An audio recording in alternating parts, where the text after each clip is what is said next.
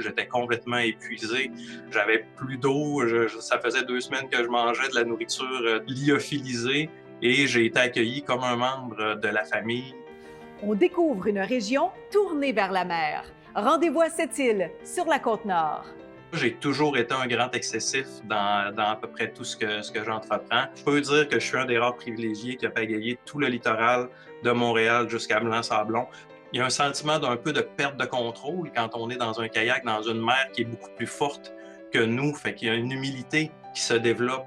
Il y a des phoques partout sur la Côte-Nord. Il y a du petit rorqual, on est encerclé. Les belugas, beaucoup plus en Haute-Côte-Nord. Puis il y a une chose aussi que moi j'aime, c'est l'odeur de la mer. L'espèce d'odeur de sel, d'iode, quand la marée change, quand le vent va changer. Là, on passe d'air salin à une petite odeur d'épinette qui commence à arriver au travers. Je pense à Pointe-aux-Anglais ou même Rivière-au-Tonnerre. Le village est tourné vers la mer.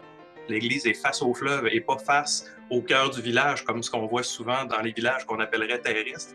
Donc, tu sais, il y a un hommage à la mer dans la façon dont les Nord-Côtiers ont construit beaucoup de milieux de vie.